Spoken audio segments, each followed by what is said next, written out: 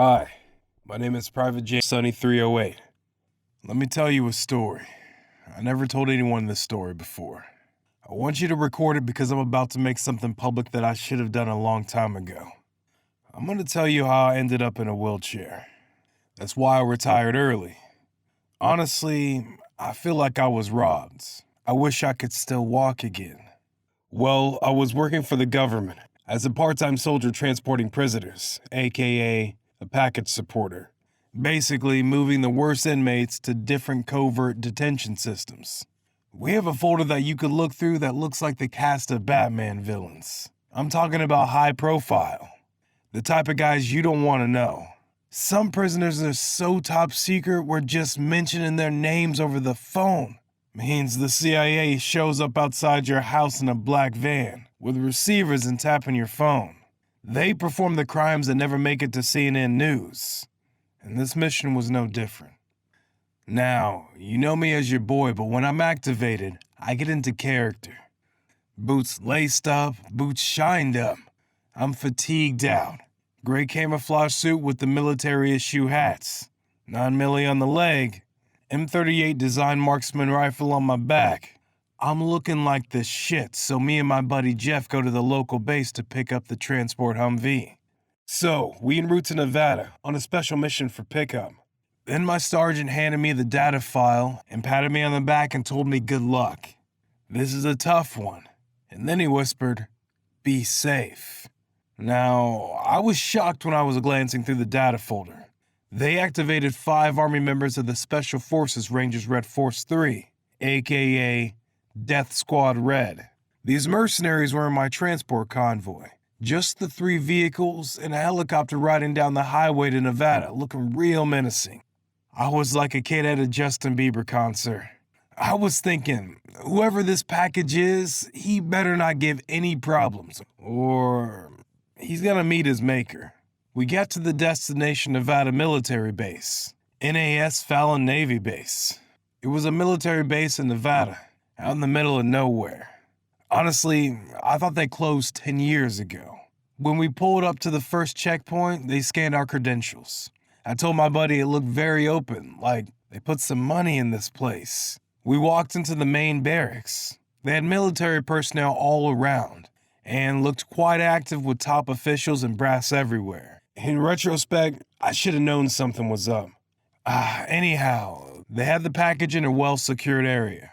I mean, top-level elevator, steel double door with eye scanner. After that, I saluted the top bosses. Then, I walked into the area where they had the package, and what I saw blew my mind. The big bad wolf was a 13-year-old looking kid. A black kid with these big green eyes. I just remember how innocent he looked. Bro was so innocent looking, I got instantly upset. I didn't feel like he deserved to be shackled up like that. They told me to calm down. Well, as I waited for like 45 minutes or so, I asked him some questions. I just wanted to vet him. I always interview whoever I'm picking up to find out what's going on with them. Hi there, bud. What's your name? He said his name was Ochu Kai 5. He said he was from the second Earth 2 million years ago. He said we were on the 4th Earth, and his father placed him in a time machine to go back in time. Instead, he ended up here in our time.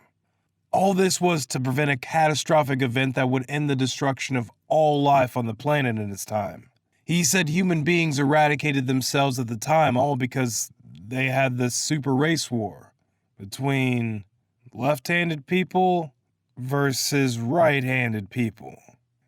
I didn't know they were born to be mortal enemies. I mean, according to this kid, left-handed people were created in a lab to destroy right-handed people.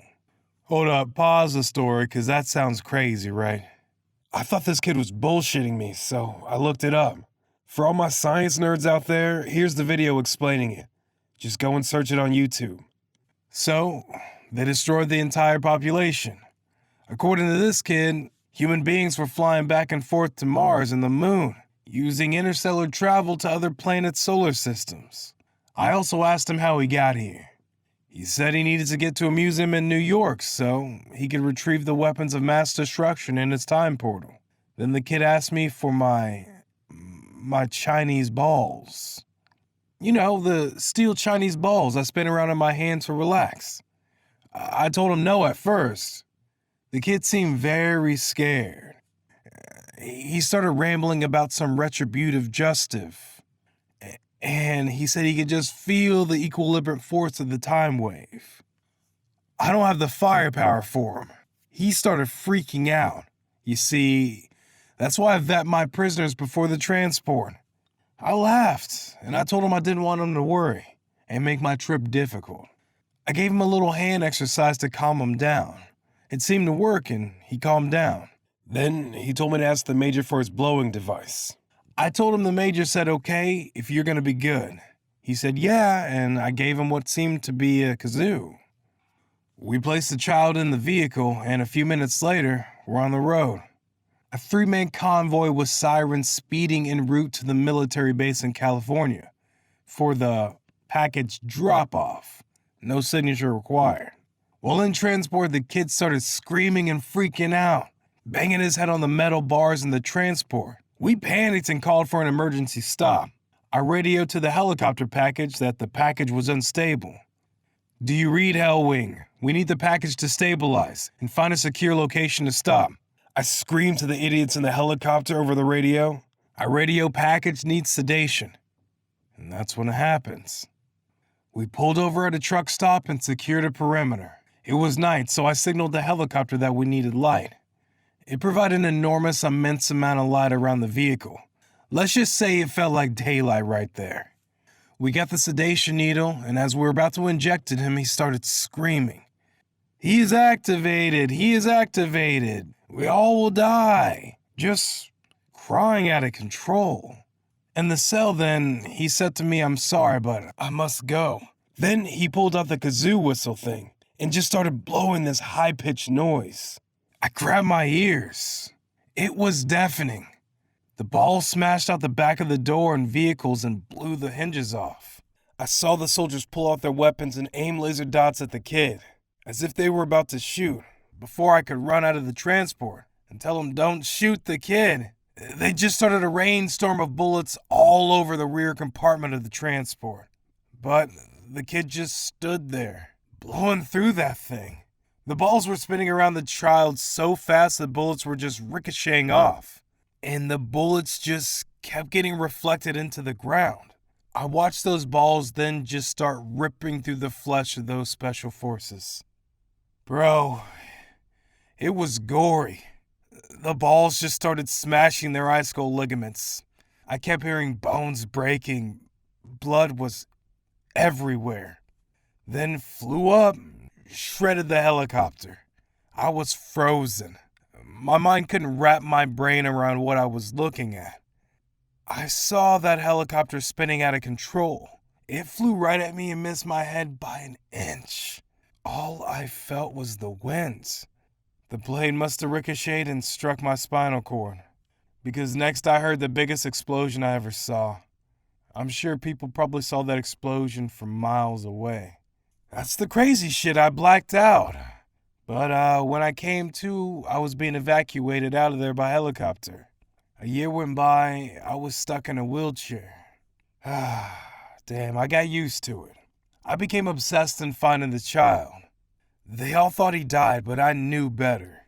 He was still out there looking for his shit in a museum. And I felt he owed me an explanation. I searched every museum in Los Angeles. He was nowhere to be found. Then one day, I was walking out the Museum of the Natural History, and I saw him. He saw me too.